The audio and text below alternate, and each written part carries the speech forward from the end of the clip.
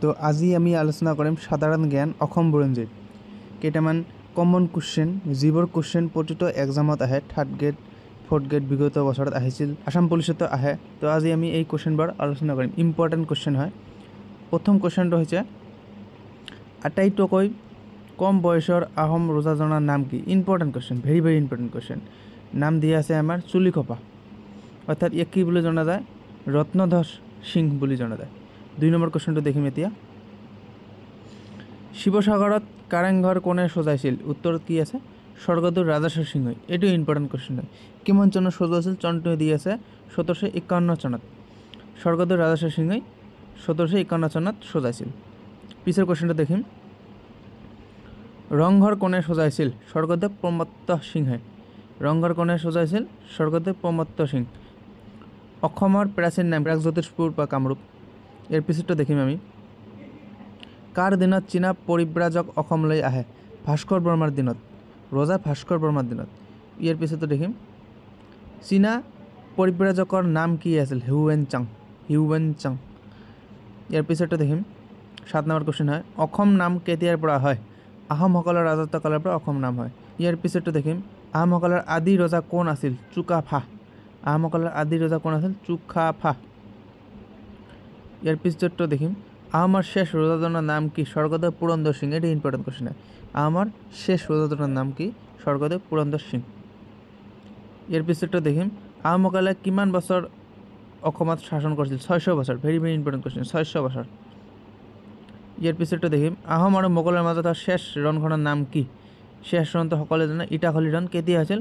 1682 চনত হৈছিল। Important question হয়, কেতিয়া হৈছিল বা ৰণখনৰ নাম কি ইয়াত আছে? ইটাখলি ৰণ হয়। ইয়াৰ পিছতো দেখিম।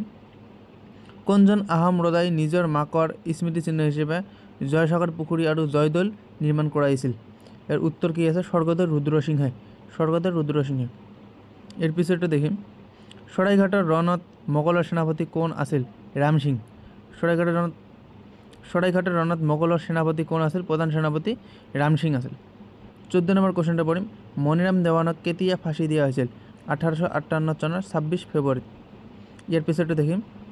আহোমসকলৰ সৰ্বপ্ৰথম ৰজাজনৰ নাম কি আৰু তেওঁ কিমান বছৰ ৰাজত্ব কৰিছিল? নাম হৈছে চুকাফা আৰু মুঠ 40 বছৰ তেওঁ ৰাজত্ব কৰিছিল। ইয়াৰ পিছৰ কুৱেশ্যন দেখিম। হাজৰ পোৱা মক্কা মছজিদটো কোনে নিৰ্মাণ কৰিছিল? গিয়াছুদ্দিন আউলিয়াই। ইয়াৰ পিছতো দেখিম। কোনজন অসমীয়াই ব্ৰিটিছৰ বিৰুদ্ধে প্ৰথম বিদ্ৰোহ ঘোষণা কৰিছিল? গোমধৰ কোঁৱৰ। ইয়াৰ পিছতো দেখিম। অসমলৈ সৰ্বপ্ৰথম মানসকলক কোনে আনিছিল? উত্তৰ আছে Badan Borphukan. Very very important question. মানসকলক অসমত কোনে আনিছিল? বদন বৰফুকনে। Very very important question. ইয়াৰ পিছতো দেখিম। কেতিয়াৰ পৰা অসম ব্ৰিটিছৰ অধীনলৈ যায়? 1826 চনৰ 24 ফেব্ৰুৱাৰীৰ দিনা, অৰ্থাৎ ইয়াক কি কয়? ইয়াণ্ডাবু সন্ধি।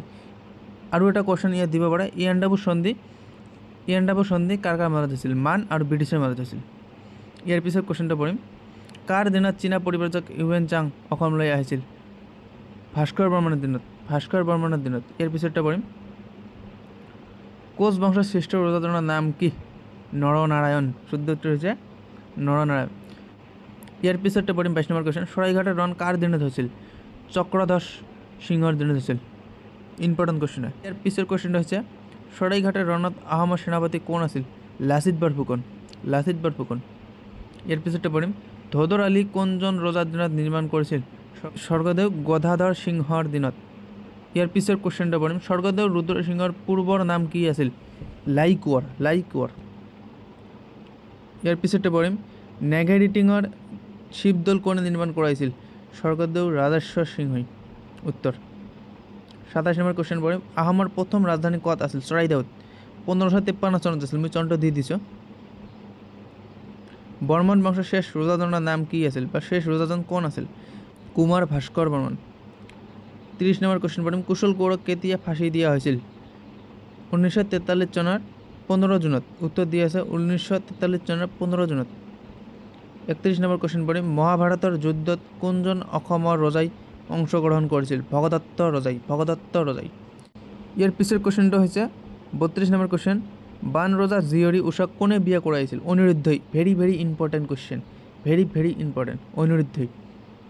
ইয়াৰ পিছে কুৱেশ্যনটা পঢ়িম বৰ্মন বংশৰ কোনগৰাকী ৰজাৰ শাসনৰ সময়ত চীনা পৰিব্ৰাজক হিউৱেন চাং ভাৰতলৈ আহিছিল ভাস্কৰ বৰ্মন